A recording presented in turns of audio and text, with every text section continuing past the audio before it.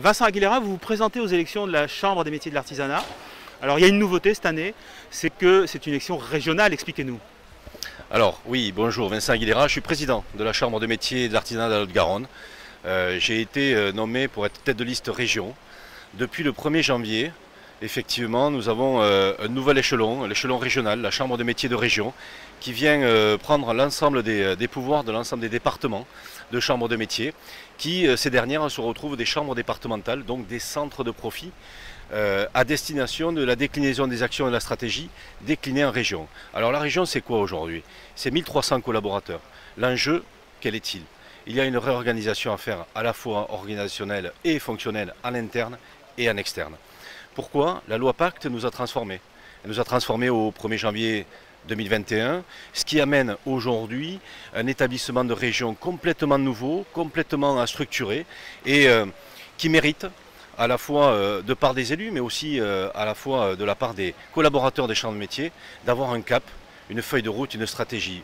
L'importance, elle est sur la déclinaison des territoires, la proximité, garder le contact, être en proximité avec nos territoires, parce que chaque territoire est spécifique. On ne peut pas dire que nous sommes ici à Montpellier, que la métropole de montpelliéraine et la métropole toulousaine doivent diriger toute la région. C'est faux, c'est archi faux.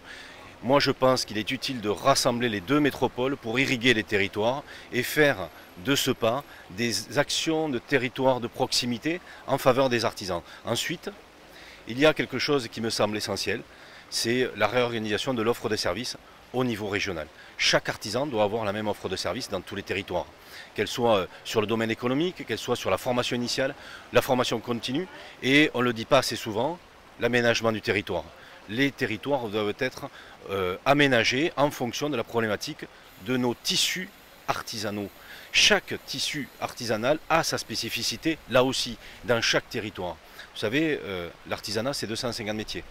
Donc pour avoir une vision d'ensemble et une cohérence sur les actions à mener, il faut prendre en compte ces spécificités. Alors aux côtés des institutionnels, la région, les métropoles, tous ceux qui ont la charge de la compétence économique, nous devons être force de proposition. Et cette force de proposition doit émaner de la Chambre de région qui doit faire un état des lieux de tout ce qui se passe sur son territoire afin d'amener une cohérence territoriale dans le développement économique, dans la formation initiale, dans la formation continue, dans le contrôle de la qualification de nos artisans pour éviter le dumping social et le dumping fiscal, bien évidemment.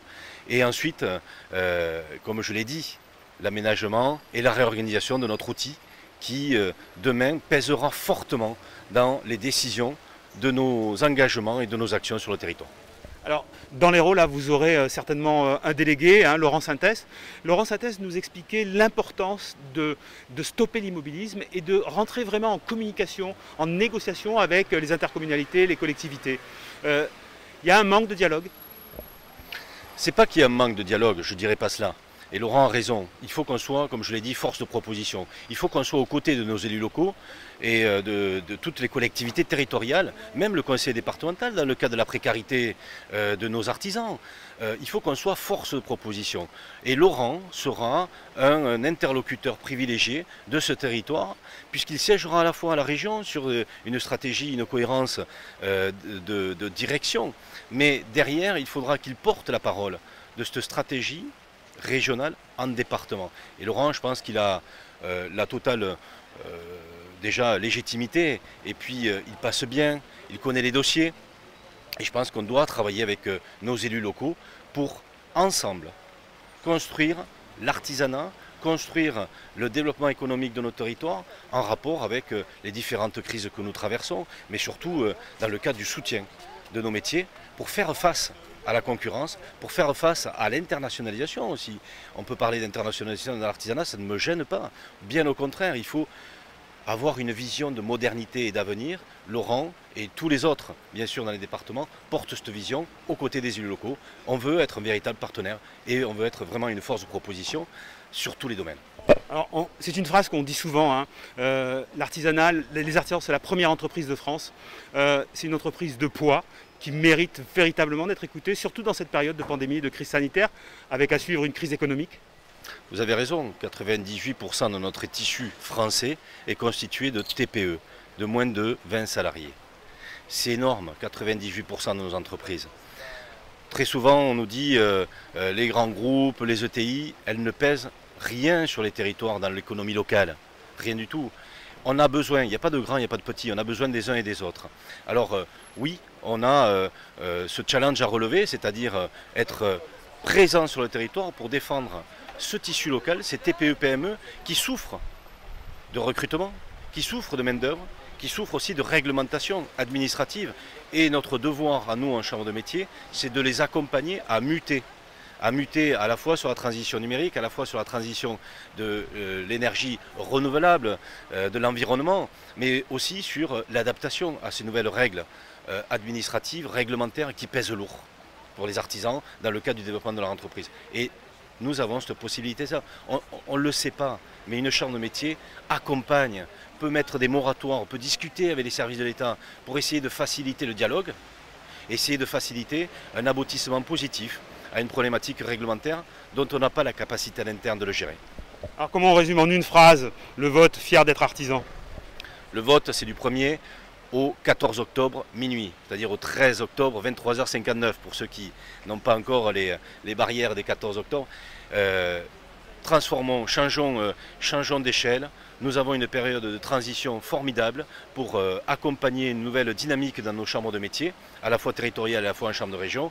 Osons ensemble le changement, voter pour Fier d'être artisan, pour Laurent Sintès et pour moi-même en région. Laurent Sintès, vous présentez avec la liste Fier d'être artisan. Demain, vous êtes élu délégué de l'Hérault. Les premières priorités, la première mesure? Comme je le dis déjà depuis plusieurs semaines, je veux que la Chambre des métiers de l'artisanat de l'Hérault devienne la maison des artisans. Donc on rouvre la maison des artisans, que la Chambre des métiers soit au contact des artisans et qu'on représente tout de suite les 300 métiers, les presque 300 métiers de l'artisanat du département de l'Hérault. Il y a un travail à faire au contact des collectivités, entre les artisans et les intercos, les collectivités. Oui, bien sûr, parce qu'il y a des dossiers à monter tous ensemble. Ça ne se fait pas uniquement au niveau de la Chambre des métiers. Mais vous prenez un point fort que je mettrai en place tout de suite, et je l'ai déjà annoncé, c'est la plateforme de l'apprentissage. On a des gros problèmes aujourd'hui sur la formation et l'apprentissage. On va créer la première plateforme de l'apprentissage, ouvert avec l'appui des collectivités, avec l'appui de tous les soutiens de l'artisanat, que ce soit les assureurs, les banques, les femmes chefs d'entreprise, le sport. Il faut que tout le monde soit réuni avec nous, il faut qu'on travaille tous ensemble.